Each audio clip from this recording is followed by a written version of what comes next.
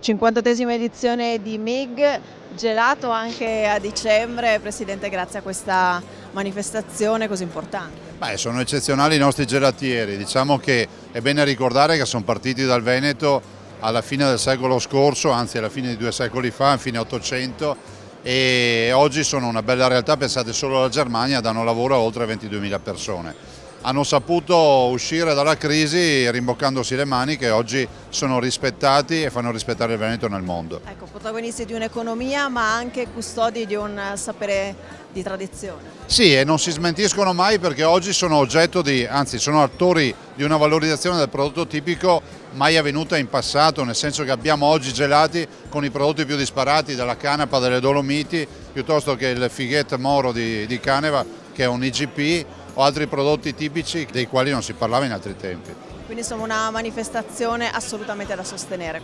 Da sostenere e anche da visitare, avranno modo coloro che ci vedono in TV di capire che hanno ancora tempo per venirla a visitare.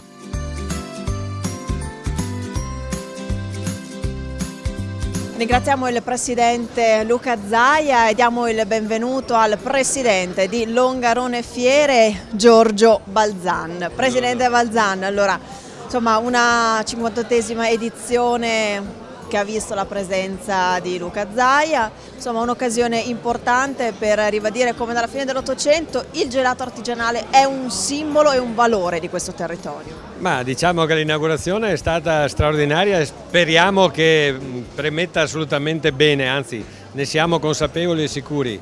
Il patrimonio del gelato partito da queste valli alla fine dell'Ottocento è un patrimonio straordinario. Io ho detto prima che i nostri gelatieri oggi sono gelatiere 4.0 perché sanno ogni anno innovarsi, ogni anno rinnovare. Quest'anno ci sono delle primizie con i prodotti locali, i prodotti del territorio, dalla canapa alla zucca ad altri prodotti che sembrerebbe impossibile fare il gelato, ma si riesce a fare il gelato, si promuove il territorio, quindi siamo felici di come siamo partiti, siamo felici che ci siano oltre 230 aziende presenti, espositori da tutto il mondo, da 11 paesi del mondo, tutte le regioni italiane, e questo ci fa assolutamente ben sperare perché il nostro auspicio è che le aziende trovino giustamente quel collante per promuovere i loro prodotti, abbiano soddisfazione, abbiano tanti contatti e quindi abbiano piacere di ritornare alla MIG. Ecco, quindi abbiamo detto tantissimi visitatori, tra i 25.000 e i 30.000 per questa bella manifestazione. Ecco, una fiera che guarda particolarmente proprio all'estero. Abbiamo citato il Marocco, ma non solo.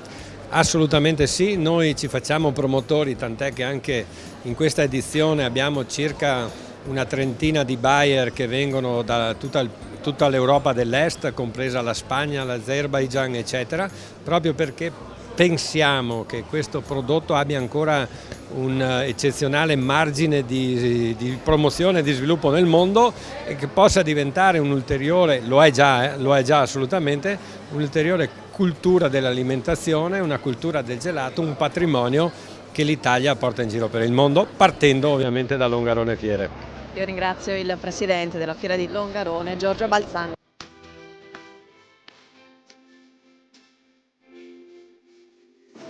Siamo insieme al sindaco di Longarone, Roberto Padrini. Allora, sindaco, una manifestazione che ogni anno richiama tantissimi visitatori e poi la presenza di Luca Zaia che insomma devo dire non manca mai. No, infatti lo ringrazio per la sua vicinanza e attenzione a questo mondo del gelato, ma soprattutto a Longarone Fiere.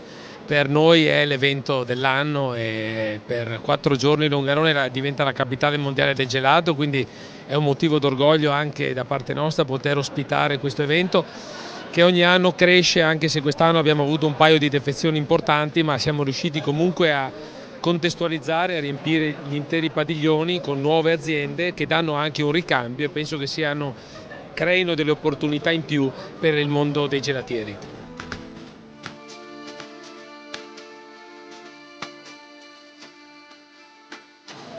Amici, se esiste la MIG, la mostra del gelato artigianale, è perché ci sono loro, i nostri maestri gelatieri. Noi siamo in compagnia di tutti questi signori, comincio da Fausto Bortolot, che è il presidente della MIG, e poi diamo il benvenuto a presentare. Giorgio De Pellegrin. E poi? Reato Andrea. E? Renzo Ongaro. Ho detto bene, se non ci fossero loro non ci sarebbe questa mostra che da 58 anni, 58 edizioni si ripete. Sicuramente se non ci fossero i gelatieri non ci sarebbe la fiera. La fiera, quegli espositori vengono perché ci sono i gelatieri. Il gelato artigianale è una eccellenza della produzione italiana ed è conosciuto per tutto il mondo proprio per un'eccellenza. Ma che cos'è che contraddistingue il gelato artigianale dall'altro gelato, quello industriale? Anche l'amore e la passione? L'amore e la passione, Sono ingredienti, anche soprattutto l'amore e la passione. L'artigiano è un lavoro manuale, però se non collega le mani al cuore e al cervello non è il vero artigiano.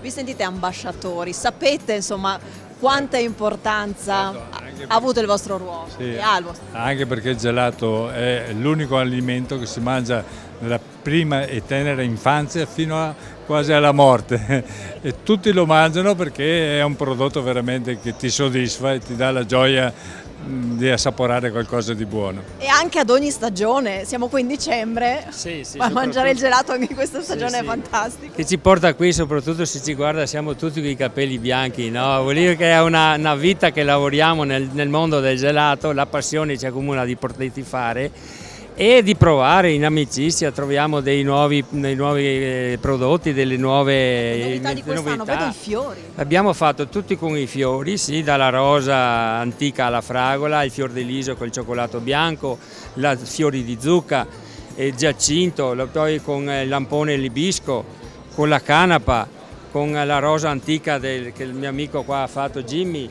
Ah sì, com'è? Che sapore ha? È la rosa, classica rosa profumata che in primavera trovi nei giardini.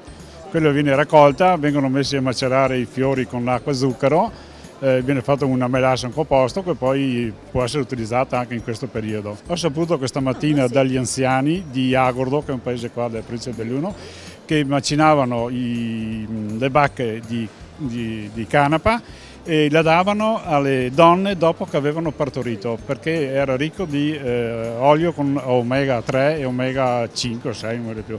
Comunque dava dato alle donne dopo che avevano partorito come ricostituente. Come ricostituente, insomma un prodotto, amici, come gelato, che esiste da sempre, ma che grazie ovviamente all'arte dei nostri maestri gelatieri si sa anche rinnovare sperimentando cose nuove. Io ringrazio tutti i miei ospiti, grazie a tutti, e qui da Longarone Fiere dalla MIG è tutto, la linea torna alla regia.